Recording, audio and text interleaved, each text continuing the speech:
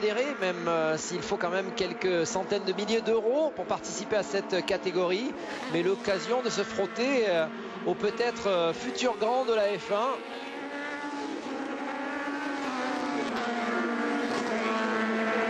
Et pour participer à cette catégorie, il faut en gros, oui, un quart de million d'euros hein, pour une saison complète.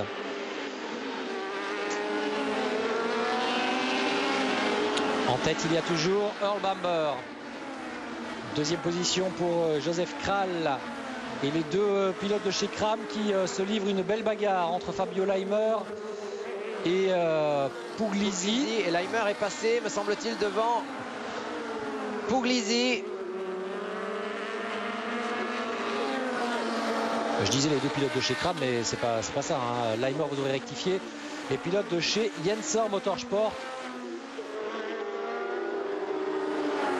Effectivement. L'Italien, lui, évolue chez Kram.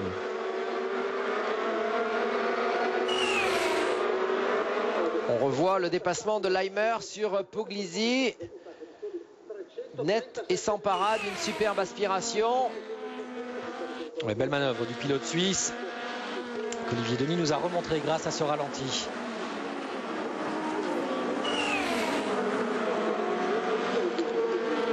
On revoit une nouvelle tentative pour Ricci sur Torgrave. Cette fois-ci, c'est passé pour Ricci. Et désormais, il va y avoir Pivoda et Mihaishku derrière notre malheureux ami Torgraves. Alors que pendant ce temps-là, Earl Bamber, le néo-zélandais en tête de la course, tourne le plus vite. Il vient de signer un chrono en 1:40 189 et il améliore encore son deuxième partiel 41,5. Meilleur chrono dans l'absolu pour ce deuxième partiel. Et nouveau tour le plus rapide, 1:40 030. Bamber qui accélère la cadence et qui creuse l'écart. Hein.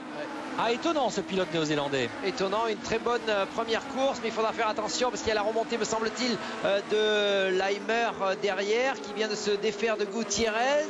Ouais. Et Leimer qui a fait sauter un petit peu Puglisi et qui visiblement a un rythme endiablé.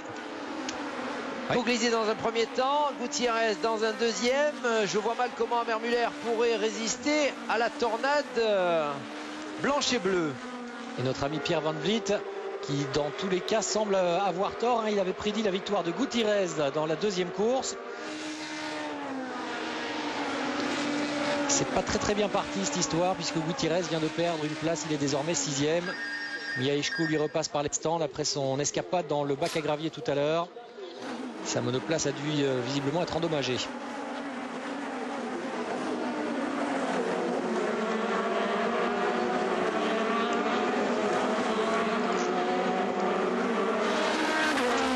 Nous sommes dans le 7e tour.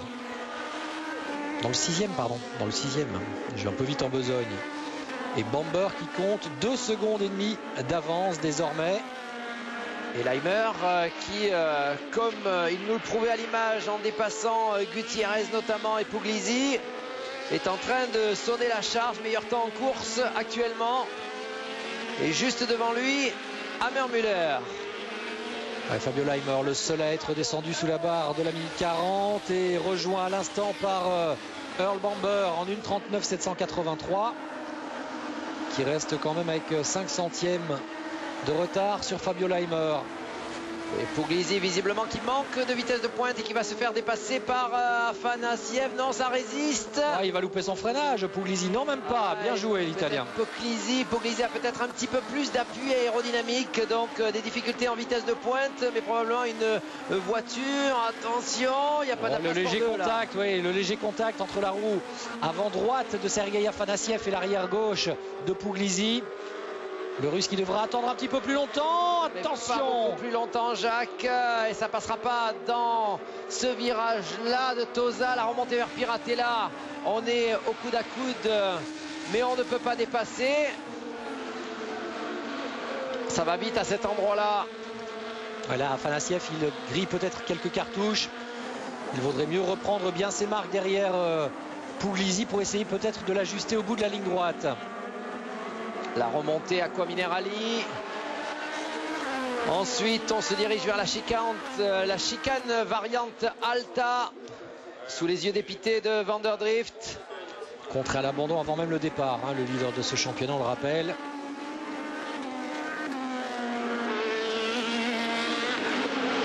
Et lui, il voit plutôt d'un bon oeil la remontée de Leimer, puisque Leimer pourrait prendre des points à Hammermüller, son concurrent le plus sérieux au championnat. Fabio Leimer qui accélère la cadence. Et ça a failli passer pour Pivoda. Et ça n'est pas passé. Petit attaqueux. Et il laisse s'envoler Torgraves. Allez, retour à la tête de la course, toujours Bamber devant Kral, Schlegel-Milch. Hammermüller, scotché à la 4e place, et désormais sous menace, sous pression.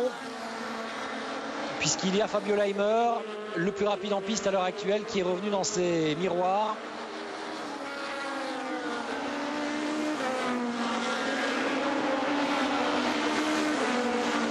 Afanasiev qui s'est bien ressaisi, voiture rouge et blanche. Attention, ça sort large sur la bordure, voiture légèrement déstabilisée. On bloque la roue du côté de Puglisi, mais ça ne change pas l'ordre sur la piste.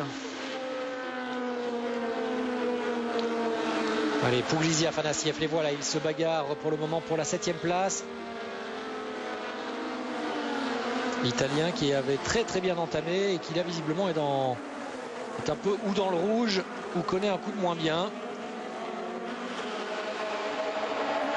Effectivement, trouver toujours ces réglages, ces fameux réglages, le réglage efficace pour la qualification qui va permettre d'obtenir de la température dans les pneus relativement tôt, et le réglage plutôt typé course qui va vous permettre peut-être d'être un peu moins rapide mais beaucoup plus constant, vous en avez besoin. Il y a pratiquement 45 minutes de course à effectuer aujourd'hui.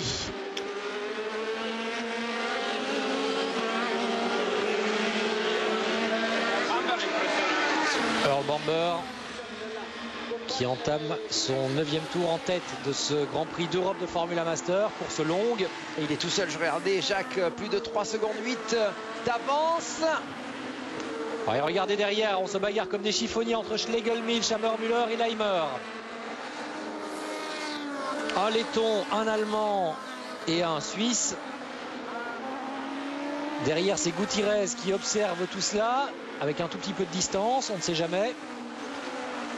Ouais, on voit bien qu'il arrive à remonter dans cette chicane Villeneuve. Le virage de Tossa, la remontée vers Piratella. Et pour l'instant, Schlegel-Milch qui a pris un petit bol d'air sur Hammermüller.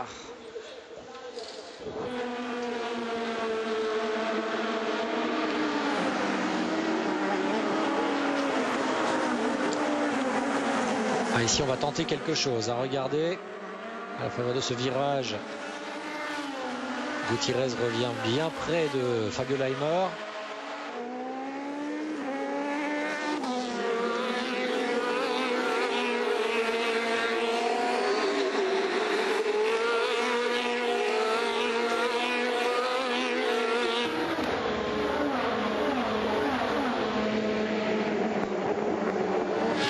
Des positions inchangées avec le dernier de ce peloton, Gutiérrez, qui visiblement arrive à recoller à Leimer. Ça joue un petit peu au chat et à la souris, un petit peu à l'élastique entre Schlegel-Milch, Hammermüller, Leimer et le Mexicain Gutiérrez. Attention, Hammermüller, tentative à l'intérieur, ça ne passe pas. Et attention parce qu'on aura moins de vitesse dans cette chicane de Tamburello. Alors qu'Afanasiev a réussi à se défaire de Puglisi pour l'obtention de la 7e position. Oui, c'est fait cette fois-ci, le Russe effectivement, qui a fait un petit peu exploser le bouchon. Il faut véritablement que Michael Hammermüller parvienne à sortir de Rivazza plus près de Schlegel-Milch s'il veut espérer pouvoir le piéger au bout de la ligne droite. Jusqu'à présent, ça n'est jamais le cas. Alors, ce qui va être intéressant, Jacques, c'est que vous vous rappellerez peut-être lors de la première course à Imola de cette Formula Master, Leimer s'était imposé en s'élançant en tête, mais sur la fin de la course, il avait vu revenir dans ses roues assez rapidement Chris Vanderdrift, et on avait dit que peut-être les réglages adoptés par Leimer n'étaient pas les bons pour une course longue. On va voir s'il a modifié quelque chose, car il m'a semblé Leimer